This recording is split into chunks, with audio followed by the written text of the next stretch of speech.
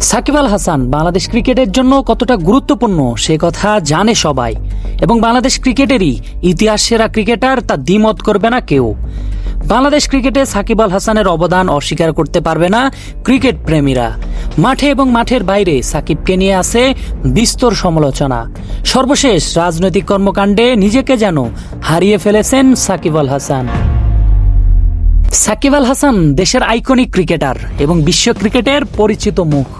সাকিবের সাথে খেলতে পারা, সাকিবের সাথে ড্রেসিং রুম শেয়ার করতে পারা স্বয়ং সতীর্থ ক্রিকেটাররা সৌভাগ্য মনে করেন, যেমনটি রংপুর রাইডার্সের প্রেস কনফারেন্সে বললেন নুরুল হাসান সোহান।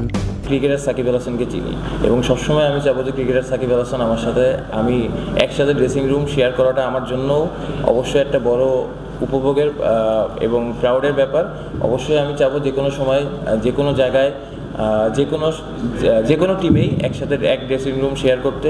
এবং যেটা বললাম যে ক্রিকেটার সাকিব আল হাসান এক টিমে থাকলে যে কোনো টিম আপনার অনেক বেশি বেনিফিট পাবে। সেটা বাংলাদেশ টিম লাস্ট কয়েক বছর না, অনেক লম্বা সময় ধরে পেয়ে আসছে এবং পরবর্তীতে আমার কাছে মনে হয় যে সে যে টিমেই যাবে এই বেনিফিটটা সেই টিম পাবে। তো তারে ক্রিকেটার সাকিব আল হাসানরে ইগনোর করার মতো আসলে এরকম অপরচুনিটি নাই কোনো কিছু।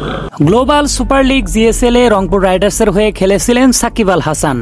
এবারও রংপুর রাইডার্সের হয়ে খেলার কথা ছিল অলরাউন্ডার সাকিব আল হাসানের, তবে নানা কারণ ও সাকিবের বর্তমান পারফরমেন্স বিবেচনায় হয়তো খেলা হয়নি সাকিব আল হাসানের। প্রেস কনফারেন্সে সাকিবের ব্যাপারে জানিয়েছেন রংপুর রাইডার্সের টিম ম্যানেজার। সাকিব ভাই বাংলাদেশে কেন ওয়ার্ল্ডের যে কোনো টি20 ফ্র্যাঞ্চাইজি বা টি20 স্কোয়াডে is going to be one of the most valuable players. এবং আমরা ওনাকে যে নিতে চাইনি তাও না, কিন্তু আমরা সবাই দেশের সিচুয়েশন জানি, সার্কামস্ট্যান্সেস জানি। সাকিব ভাই at any point of time will be in the starting 11 অথবা যে কোনো ফ্র্যাঞ্চাইজে। But with the current situation and the circumstances আমাদের ওগুলোর পরিপ্রেক্ষিতে রেখে আমরা তাকে হয়তো এবার নিতে পারিনি। কিন্তু আমি এটা বলতে চাই যে সাকিব ভাই পৃথিবীর যে কোনো টিমে যাওয়ার মতো একটা প্লেয়ার, এবং আনফর্চুনেটলি আমরা এবার তাকে নিতে পারছি না।